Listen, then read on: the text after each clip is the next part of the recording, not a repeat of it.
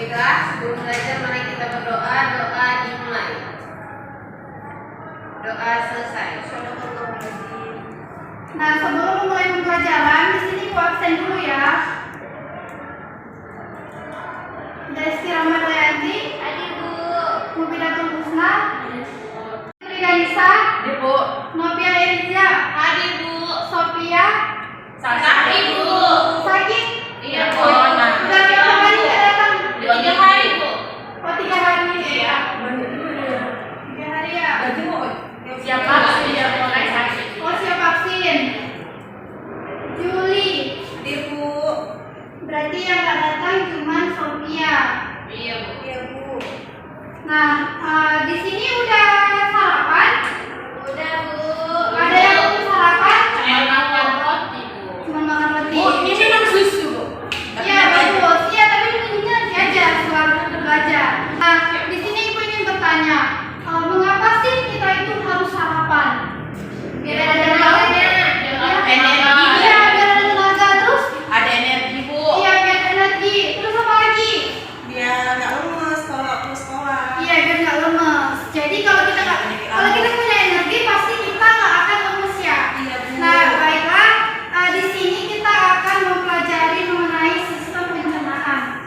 Tujuan pembelajaran kita di sini agar kalian siswa-siswa ibu dapat mengetahui apa sih zat makanan itu, terus apa sih bagian-bagian dari zat makanan, kemudian apa sih bu itu pengertian dari sistem pencernaan, terus macam-macamnya begitu. Nah, sebelumnya di sini ada ibu tampilkan gambar. Nah, sebelum kita membahas gambar ini, di sini ibu ingin menyampaikan bahwa zat makanan.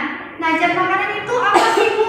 Nah, zat makanan itu adalah zat yang diperlukan oleh tubuh kita. Nah, apa aja sih bu zat makanan?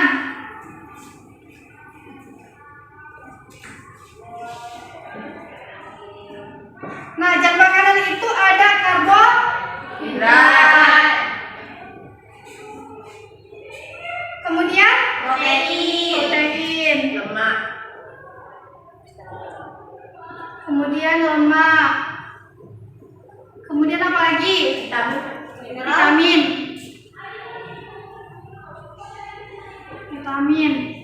Kemudian Mineral masuk nggak? mineral masuk. Kalsium.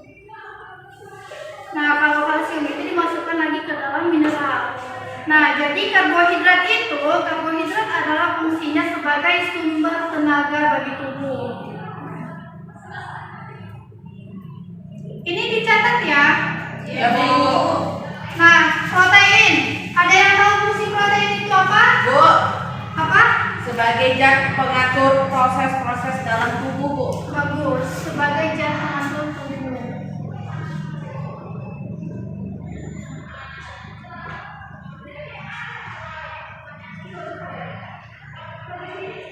Lemak sebagai Sumber energi cadangan, Bu. sumber energi.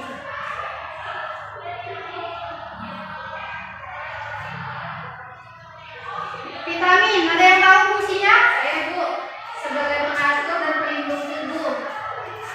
Sebagai pengatur.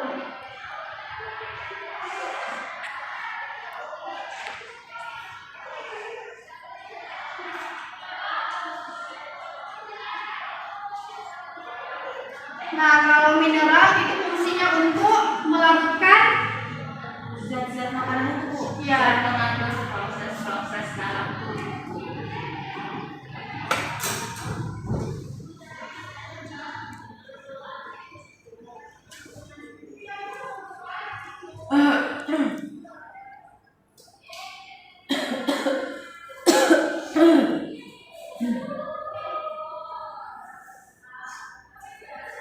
Nah, ini kan ada zat makanan. Zat makanan itu kan ada 5, ada karbohidrat, protein, lemak, vitamin, dan mineral. Nah, zat makanan ini itu dia adalah zat yang sudah dihasilkan dari sistem tubuh kita. Sistem apa bu? Nah, itulah namanya sistem pencernaan.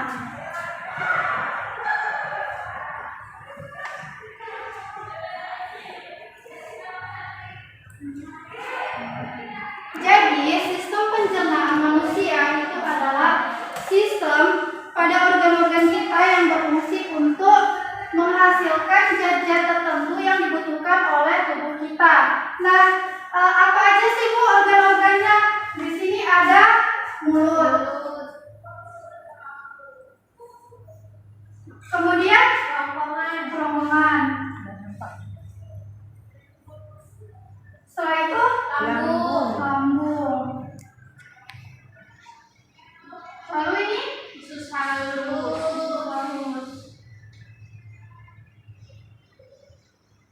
Lalu Besar dan anus, Bu.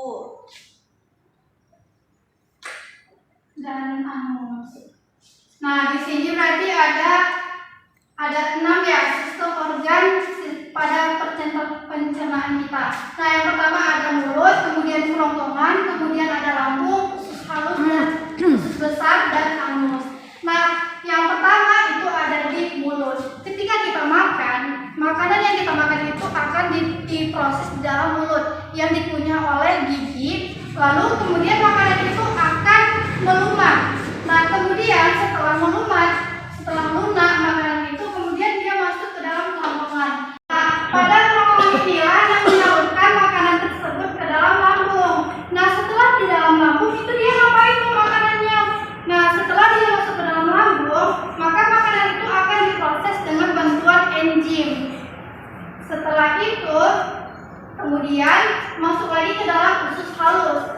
Nah, di dalam usus halus inilah makanan itu dia diserap nutrisi-nutrisinya.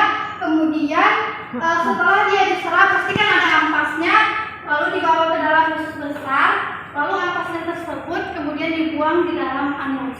Nah, sampai sini ada yang belum paham? Jelas, Bu. Jelas ya? Baiklah, di sini Ibu akan membagikan tugas. Nah, tugas di sini itu ada 5 pertanyaan. Nanti Ibu akan tunjuk 3 orang aja yang akan mempresentasikan jawabannya. Nah, untuk penyelesaiannya itu Ibu kasih waktunya 10 menit.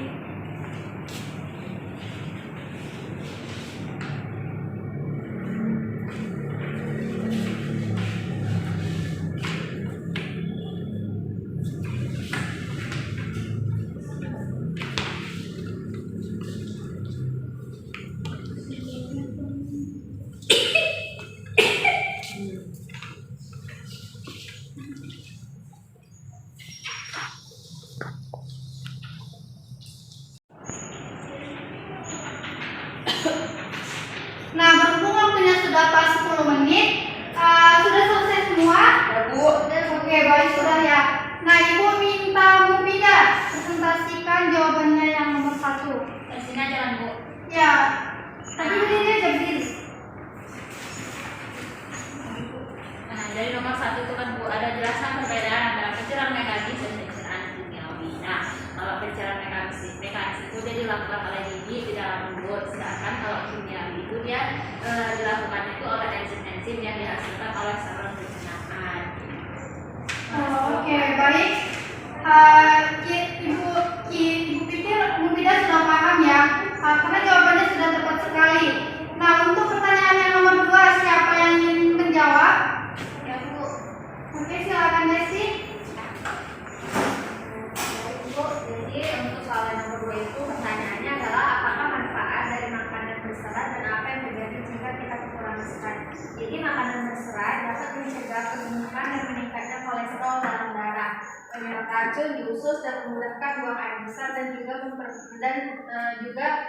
memberi rasa kenyang. Kekurangan serat ini dapat menimbulkan sembelit dan faktor usus. Oke, bagus, tepat sekali. Pertanyaan nomor 3, siapa yang ingin menjawab? Silakan Adina. Di sini ada gangguan dan kelainan pada sistem pencernaan, Bu. Itu ada diare atau kita disebut juga dengan menkret. Nah, menkret itu penyebabnya itu gangguan penyerapan air di usus besar sehingga ampas makanan yang dikeluarkan dari tubuh wujudnya itu cair, Bu. Lalu ada kanker lambung. Kanker lambung itu biasanya juga disebabkan oleh konsumsi makanan awettan, juga merokok dan juga mengkonsumsi alkohol. Lalu ada disfugia, itu tuh kerusakan lambung karena alkohol dan racun, Bu. Oke, nah silakan duduk. Nah, dari sini Ibu lihat semuanya kira-kira sudah paham ya mengenai materi yang Ibu sampaikan. Nah, sebelum menutup pembelajaran, di sini ada yang bertanya hal lain. Ya Bu, Ya, silakan. kita kan ada tuh kata-kata busung lapar gitu kan. Iya. Itu apa ya Bu? Emang gitu manusia tuh dia mengalami busung lapar gitu Bu? Oh, busung lapar ya. Nah, busung lapar ini itu untuk kita sebagian orang awam itu dia menjelaskannya sebagai orang yang kekurangan gizi. Busung lapar ini itu dia ada menggambarkan dua bentuk kondisi tubuh. Kondisi yang pertama itu ada wasiopor dan yang kedua yaitu marasius. Nah, kondisi yang kedua inilah dia itu menyebabkan kita kekurangan gizi. Nah, apabila kita kekurangan gizi, biasanya orang yang kekurangan gizi itu faktor awalnya itu dia sering menunda-nunda makan. Misalnya kita makan 3 kali sehari. Kalau di dalam dunia kesehatan itu sebaiknya kita makan besar dalam hal makan yang karbohidrat tinggi itu 3 kali sehari. Lalu yang nutrisi yang lainnya itu tambahannya diselingi antara 1 dan 2, jadi 2. Nah, kalau misalnya orang ini waktu makan itu jam 12. Jam 12 dia belum makan. Nanti aja udah sampai jam 2. Nanti aja sampai jam 5. Begitu terus menerus sampai dia kurus. Udah kurus, udah kebiasaan. Nah, disitulah dia terjadinya busung lapar. Oke, ada lagi yang ingin bertanya? Kalau misalnya mau diet gimana Bu? Busung lapar itu juga terjadi karena faktor kemiskinan. Orang tua, kadang memang orang tua itu kan kondisi ekonominya itu kan berbeda. Ada yang di atas, ada yang di bawah. Jadi untuk memenuhi kebutuhan makannya itu, supaya dia dapat mencapai 5 ini, itu kan pasti susah.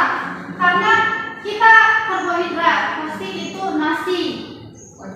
Nasi. Protein kita dapat dari mana? Protein itu kita dapat dari ikan, Telur. lemak itu dapat dari mana? Dapat dari hewan. Jadi kalau orang yang ekonominya rendah, otomatis kan dia susah untuk nasi, beli ikannya lagi, beli Sayurnya lagi untuk dapat mineral, belum lagi beli buah untuk vitamin kan susah. Jadi faktor kemiskinan itu juga termasuk salah satu faktor menyebabkan busung lapar. Ada lagi yang ingin Jadi bertanya? kalau diet tuh Bu, masih ditunda-tunda? Diet juga seharusnya sih. Diet itu sebenarnya bukan kita yang mengurangi makan, itu salah. Tapi kita yang mengubah pola makan. Diet itu misalnya kita makan satu hari 3 kali. 1, 2, 3, pagi, siang, sore. Nah, kalau kita diet, bukan ini yang dihapus.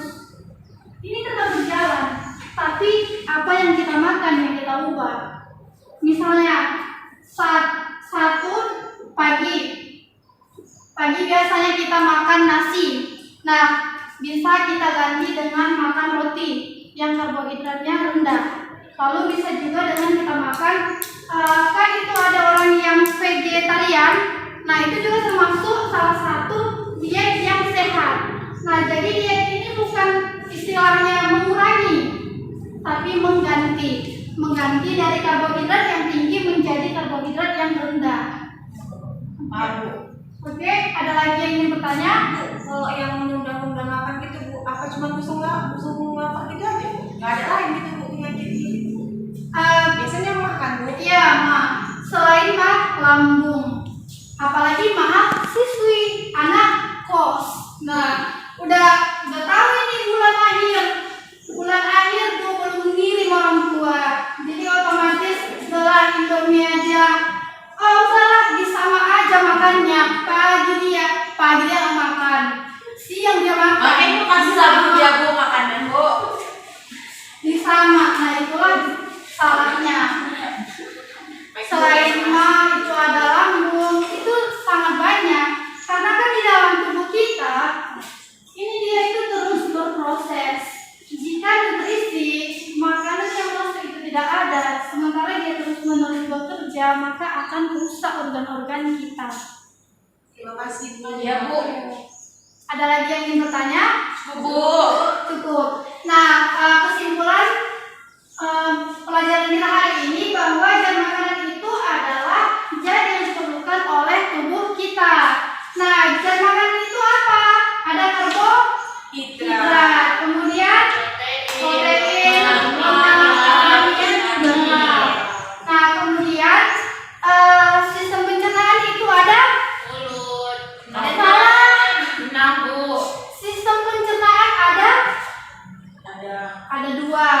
Oh iya. Apa? Secara mekanik. Nah, secara mekanik Ya, sama lagi secara kimiawi. Nah, kemudian organ-organnya apa aja? Ada mulut, Mulut, lambung, halus, anus. Oke, kira-kira di sini sudah paham semua ya? Baiklah. Di sini silakan buka halaman 42 bukunya. Di situ ada latihan soal. Silakan kalian kerjakan. Untuk pekan depan itu berhubung ada tanggal merah ya. Jadi pekan selanjutnya lagi di situ kita akan membahas mengenai sistem imun. Namun